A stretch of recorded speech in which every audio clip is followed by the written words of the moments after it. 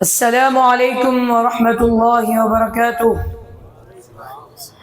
نحمده ونصلي على رسوله الكريم اما بعد فاعوذ بالله من الشیطان الرجیم بسم اللہ الرحمن الرحیم اما بعد فاعوذ بالله من الشیطان الرجیم بسم اللہ الرحمن الرحیم۔ حضرات، آج میں جس موضوع پر لب کشائی کرنے چلا ہوں وہ ہے علم دین، مدارس کی اہمیت و ضرورت۔ حضرات گرامی قدر، مدارس کی تاریخ اتنی ہی قدیم ہے جتنی مصطفیٰ علیہ السلام پر وحی الہی کی، اس لیے کہ ان کا آفتاب آغاز ہی اسی وقت طلوع ہوا کہ جب سے مکہ قدسیوں کی فرودگاہ بنا اور رحمان کا قاصد ربانی پیغام لے کر سرتاج الانبیاء کے ہاں فروکش ہوا۔ اس کے متصل بعد ہی معلم انسانیت نے دار ارقم کی بنیاد رکھ کر باقاعدہ تعلیم کا آغاز کر دیا، لیکن اہل مکہ کی درندگی سے لاچار ہو کر جب ثقلین کے تاجدار آمنہ کے لال نے اپنے تابناک چہرے کا رخ مدینے کی طرف کیا تو یہاں ہی صفہ نامی مدرسہ کی بنیاد رکھی۔ حضرات، وہ پہلا مدرسہ صفہ جسے آقا بناتے ہیں، صحابہ اس میں پڑھتے ہیں، میرے آقا پڑھاتے ہیں۔ حضرات، مدارس زمین پر اسلام کے محافظ قلعے ہیں۔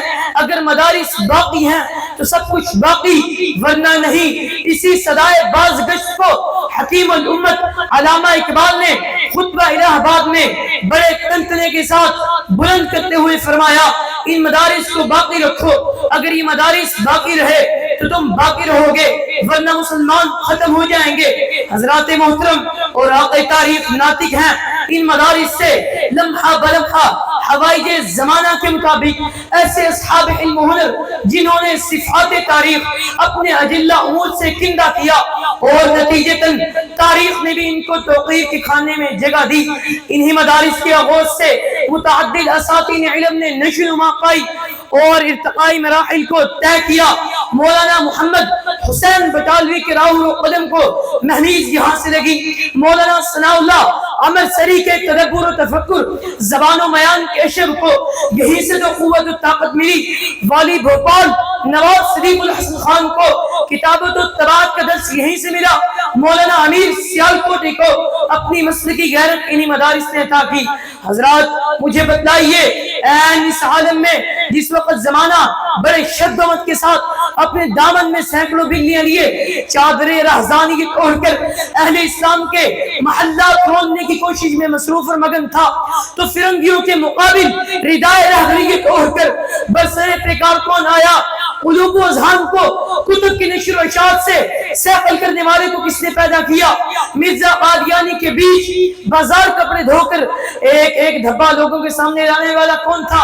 حضرات گرامی قدر، میں آپ سے پوچھتا ہوں، بتلائیے، رافضیت کے میناروں کو مسمار کرنے والے مرد مجاہد کے جذبے کو کس نے نکھارا؟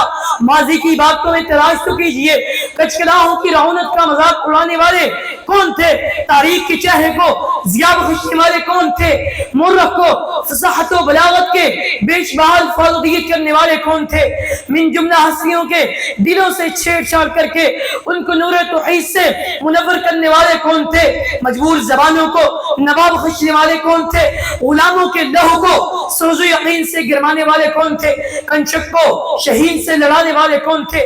حضرات، ہر طرف سے ایک ہی آواز آتی ہے، ایک ہی جواب آتا ہے، وہ مدارس کے پروردہ تھے، مدارس کے فرزند ارجمند تھے، مدارس کی آغوش کے پلے بڑے تھے۔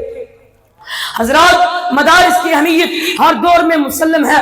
ہمارے ہاں سوشلزم کا فتنہ ہے، کمیونزم کا فتنہ ہے، انجینئرزم کا فتنہ دماغوں میں زہر ڈال رہا ہے، منکرین حدیث پر کھول رہے ہیں، صحابہ کے گستاخ اچھل کود کر رہے ہیں۔